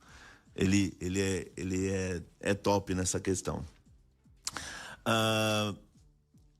Lembrando, eu falei ainda hoje, existe uma revelação progressiva. Se existe uma revelação progressiva, Deus se comunicou progressivamente. Ele falando dele que ele é um Deus único. Que nós entramos aqui num acordo. Só existe um Deus. Uhum. Existe uma falácia na internet que as pessoas ficam falando assim, não, o trinitário acredita em 3 deuses. Não, isso é um absurdo, isso é uma falácia. O cristianismo, a fé ortodoxa acredita em um único Deus. Só que esse único Deus, em sua substância, no seu ser mais íntimo, no seu âmago, há uma relação de Pai, Filho e Espírito Santo. Então ele é um único Deus. E ele é o primeiro e o último. No Novo Testamento vai falar a mesma coisa. No Apocalipse, para não ficar só nas minhas palavras, porque eu não gosto de eu acho, eu penso, eu não gosto de achismo. Eu sou professor acadêmico, então eu tenho que manter o meu currículo, né? Richard Dawkins, um grande especialista no Novo Testamento, exegeta, um dos seus livrinhos foi lançado sobre Apocalipse. Depois vou querer a graninha aí, a indicação de livro. Sou um dos maiores indicadores de livro e não ganho um tostão, mas Thomas Nelson Brasil lançou um livro sobre Apocalipse do Richard Dawkins, só tinha em inglês. Essa obra é top, vale muito a pena. Quem for meu aluno, comprem o Richard Dawkins, Apocalipse. No comentário da teologia do Apocalipse, ou seja, extraindo a mensagem de Deus do Apocalipse, que é uma literatura muito complicada, você nunca pode sempre ou pegar muito metaforicamente ou muito literalmente. Tem que fazer exegese com muito cuidado, porque é literatura apocalíptica. E literatura apocalíptica é complicadíssimo. O Richard Dawkins vai dizer o seguinte: tem passagem no Apocalipse que diz: eu sou o alfa, o ômega, o princípio e o fim. Está falando de Jesus. Mas tem hora que é Deus que está falando: eu sou o alfa e o ômega, o princípio e o fim. Ou seja, mais uma vez, apontando para não só um único Deus, mas apontando que Jesus é Deus e distinto do Pai. Uma coisa importante aqui para ser salientado, aliás, em primeiro lugar, um abraço aí para o Tiago, salientar aqui que, com todo respeito, mais uma vez, ao meu irmão que está aqui, você coloca muitos textos esparsos. Um texto ali, um texto aqui, tenta grudar e forma para ser como fosse um monstro. Assim, sabe? Um monstro, assim, cheio de textos. E dá um ar de erudição e tudo mais. Só que isso é complicado, porque não tem exegese. O que é exegese? De forma bem grossa, bem resumida. Você vai olhar o texto, você vai olhar dentro do seu contexto. O texto próximo é versículos antes, versículos depois, a perícope. E depois você vai olhar a gramática, depois você vai olhar... Você pode olhar dentro da gramática se tem hipérbole, né? Se for o Antigo Testamento, se tem hebraísmo, entendeu? Então você tem que olhar tudo isso, o contexto cultural, você vai levar tudo isso em conta para depois extrair a teologia do texto. Ou seja, a mensagem teológica do texto, que é aquilo que entra numa matéria chamada Teologia do Novo Testamento, se for o Antigo, Teologia do Antigo Testamento. Então, assim, você não faz exegese, então você colocando um monte de versículo. A maioria dos textos que você mencionou são textos clássicos que a fé cristã professa. Perfeito. Vou dar um exemplo, eu não sei se você mensurou, mas eu vou colocar aqui em pauta. Quando Jesus tem a sua ressurreição, o Tomé duvida, fala: não creio não. Lembrando, nós estamos no contexto judaico. É um absurdo que um homem se identifique como o próprio Deus. Jesus fez isso várias vezes, como o próprio Deus. E isso aí é muito bom para vocês unicistas, né? É uma ferramenta assim que você fica até vibrando. Porque tem uma hora que o Jesus fala assim: antes de Abraão existisse, eu sou, né? Verbo em mim, você que é bom de grego, né? Verbo em mim, né? Aí, apontando para o eu sou o que sou, que a Septuaginta traduz, né? Com o eu sou o que sou, né? Você que são bom de grego. Olha que interessante. Por que ele foi crucificado? Os teólogos da libertação vão falar: não, ele foi crucificado porque ele era um agente político. Porque ele foi crucificado porque várias vezes se identificou com o próprio Deus. Por quê? Porque era um absurdo para um judeu o camarada se identificar com o próprio Deus. E dentro de um contexto judaico, Jesus ressuscita, ele sendo judeu, morre, ressuscita. E o Tomé fala: não acredito nisso não. Quando Jesus se apresenta para ele, tá aqui minha chaga, tá aqui meu encostado, e ele toca e tudo mais, ele cai em adoração e diz: Deus meu e meu Deus. Sabe quando que isso aconteceria num contexto judaico, olhando para um homem? Nunca. Eu digo para você, nunca. Então, todos esses textos que Jesus se apresenta como Deus, ainda que para vocês unicis são ferramentas cruciais, mas são ferramentas usadas, textos base usados pela fé cristã ao longo da história para dizer que Jesus se identificou como o próprio Deus em seu ministério. Então, assim, mais uma vez, eu falo com todo respeito, não é nada pessoal, é um embate de ideias aqui, né? É um embate de ideias. Mas, assim, o grande problema que nós temos que colocar é o seguinte: o que a fé cristã acredita? Não são três deuses, não é um monstro de três cabeças. A fé cristã também não gosta muito de analogias. As analogias são perigosíssimas, porque ela pode pender ou para o modalismo, né? Como os ensina, né? Uma hora aparece com uma máscara de pai, outra máscara de filho, outra hora máscara de Espírito Santo. Ou três deuses, triteísmo, e assim por diante. A fé cristã acredita num único Deus, vivo e verdadeiro, mas que em seu ser mais íntimo há Pai, Filho e Espírito Santo. Como que a gente percebe isso? Através da revelação que ele fez. Quando? No Antigo e principalmente de forma plena no Novo Testamento. Tá bom? Tá bem. Bom, eu quero ter aqui mais um texto. Tem um áudio. Vamos mais um áudio, vai. Boa tarde, pastores. A paz a todos. David, de Sumaré. Sempre um prazer estar acompanhando o programa, sempre com excelentes temas, grandíssimos ensinadores. Minha opinião sobre o tema é a crença na Santíssima Trindade. E para mim a melhor frase que pode resumir isso é uma frase dita por John Wesley, onde ele diz que me explique como pode haver nesse recinto 3 velas, mas apenas uma luz. Então eu lhe explicarei a Trindade. Porém, eu deixo para os pastores uma pergunta, que creio na Trindade, porém a Bíblia nos ensina a adorar apenas um único Deus. Como que a gente pode estar conciliando e tendo um entendimento, disso tudo? A mesma Bíblia que nos ensina a adorar apenas um único Deus, nos apresenta 3 deuses que podem ser adorados. Acho que assim, no contexto que ele colocou 3 deuses é estranho, né? Mas eu acho que é um único Deus. Eu queria, essa passagem que está no livro de João, capítulo 8, versículo 38, diz assim, bem claro: eu falo das coisas que vi junto de meu Pai. Vós, porém, fazeis o que viste em vosso Pai. Bom, se ele fala junto, ele não está falando de a mesma pessoa, ele está falando junto de alguém. Alguém ele coloca como pai.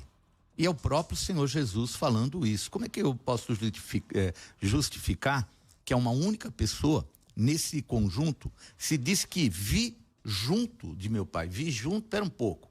Viu aonde? Se ele foi gerado pelo Espírito Santo, ele tem aqui por volta de 31 anos.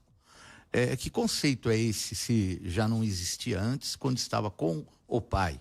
Na criação, no verbo e tudo aquilo que a gente já viu na palavra de Deus. Maravilha. Olha que interessante. 2 Coríntios 3,17 diz bem assim, o Senhor é o Espírito, falando de Jesus, né? E aonde está o Espírito do Senhor aí é a liberdade. Ou seja, Jesus, o Espírito, está na igreja, que é Cristo em nós, e também antes lá estava no tabernáculo. Então, se Jesus é o Espírito de Deus, você vai entender essas coisas. Porque a Bíblia diz assim, ninguém conhece o homem, senão o Espírito do homem que nele habita. Assim também ninguém conhece a Deus, senão o Espírito de Deus. Porque o Espírito, ele vai lá e ele sonda o que está na mente, nos oráculos, nas profundezas de Deus. Isso é interessante. Aí você vai entender essa linguagem de Jesus. O que eu vou falar para vocês o que eu vi junto de meu Pai. Viu aonde? Na mente. Por exemplo, as obras. Jesus fala bem assim, as obras que eu realizo, não sou eu que realizo, mas o Pai.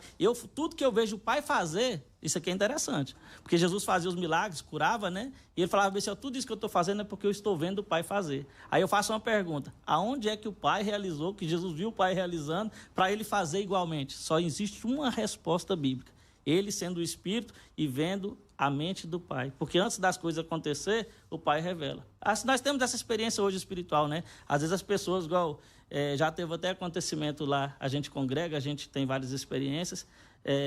Tem até aquele, não vou citar a minha experiência não, vou citar a experiência até que está registrada no livro, as pessoas podem até... Tem aquele pastor Paul Wong, que ele escreveu o livro A Quarta... Como é que é o nome do livro? Quarta Dimensão. Quarta Dimensão. Aí ele diz bem assim que tudo, ele estava no culto, ele estava pregando, e aí muitas das vezes ele via as pessoas sendo curadas. Tipo assim, o Pai, antes da pessoa ser curada, o Pai mostrava para ele via.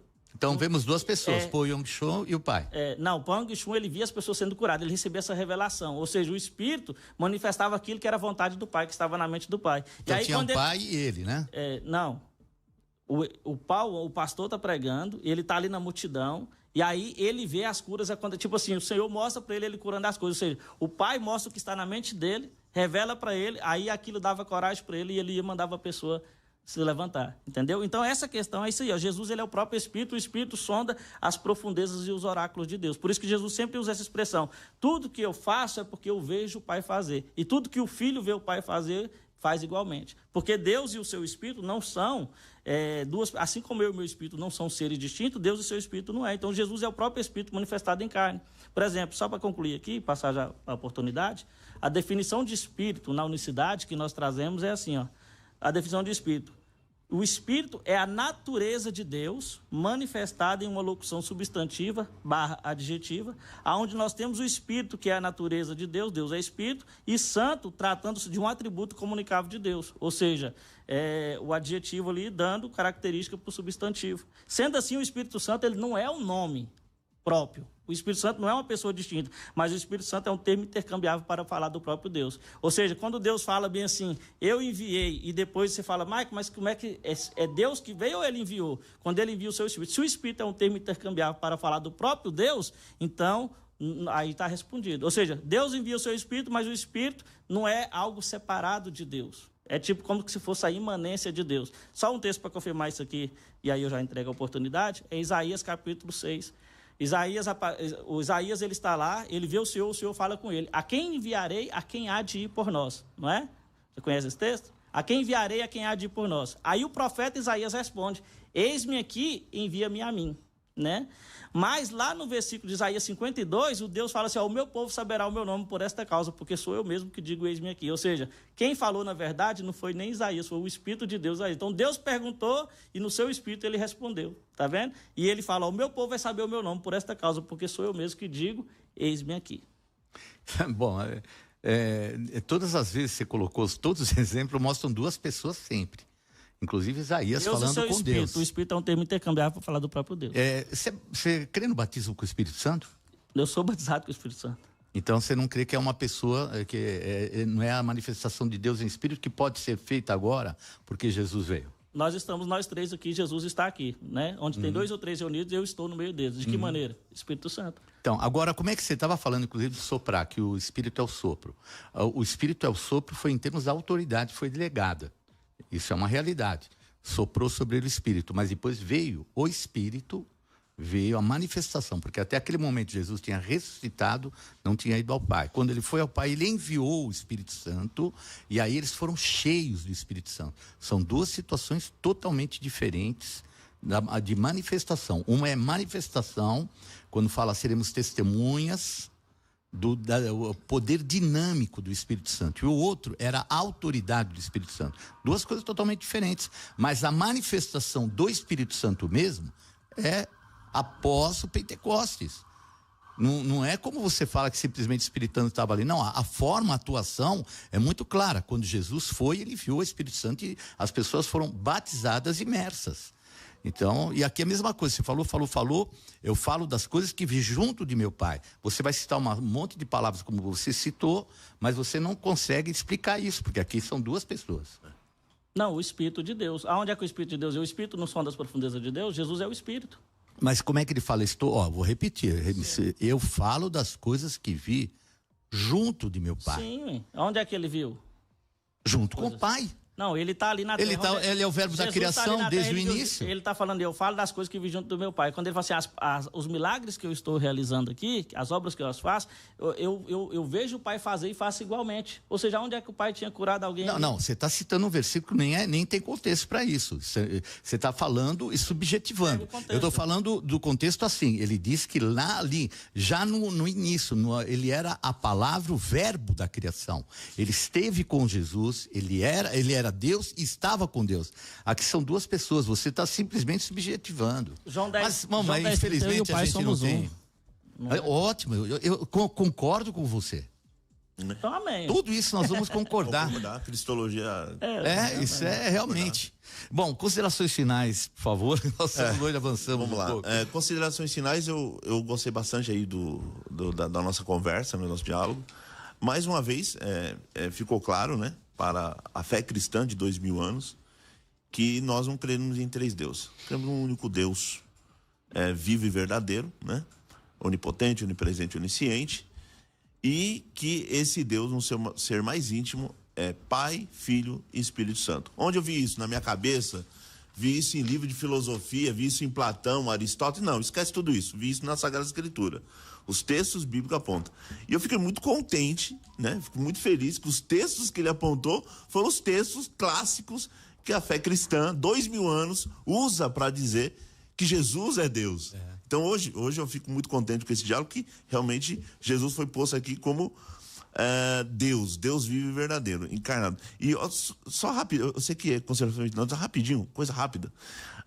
Perguntaram, Jesus pergunta, quem diz os homens que eu sou? Aí João Batista ou tal. Aí Pedro fala, tu és o Cristo, o Filho de Deus. Aí do Deus vivo. Aí Jesus falou, bem-aventurado tu és, Pedro Barjonas, que não foi nem a carne, nem o sangue que te revelou, mas o meu Pai que está no céu te revelou. Então, assim, se Deus não revelar para nós, nós nunca vamos reconhecer que Jesus é o Filho de Deus vivo. Essa é a marca distintiva da igreja cristã. Fico muito contente. Quem quiser, eu posso fazer o merchan? Rapidinho? O merchan? Quem quiser o meu curso de Doutrina da Trindade, tem um curso completo, uma plataforma completa, tem livro de PDF, apostila, tem aula comigo, vai aprender tudo sobre Trindade, refutar a heresia e assim por diante. É só me procurar, me achar no Instagram, Kleber_e-paixão, tá bom? Deus abençoe a todos, desculpa aí o tempo tomado, todos fiquem com Deus. Deus abençoe sua vida, Deus abençoe a vida de todos nós. Pastor Maicon, por favor, considerações finais. Maravilha.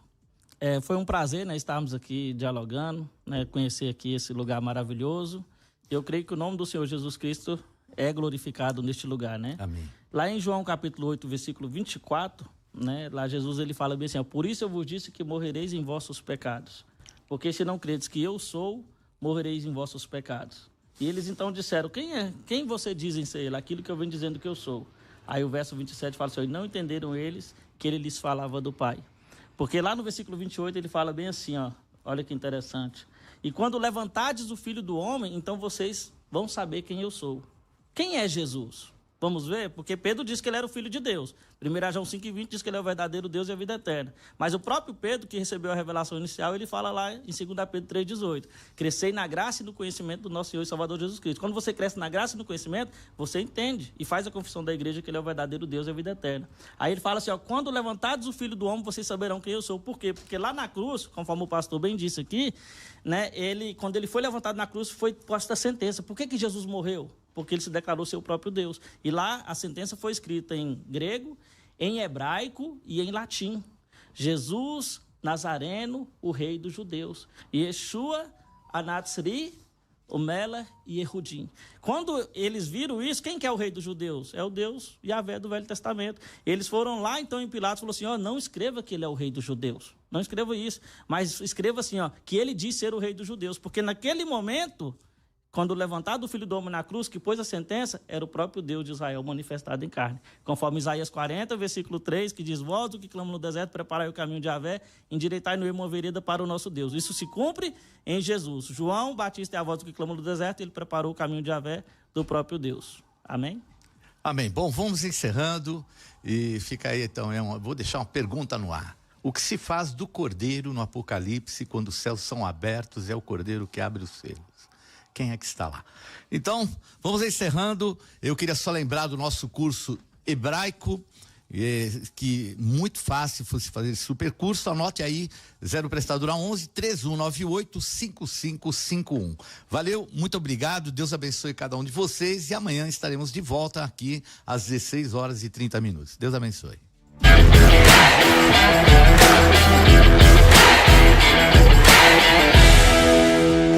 Agora, o trânsito, direto da nossa central de informações Gospel FM. Produtos e serviços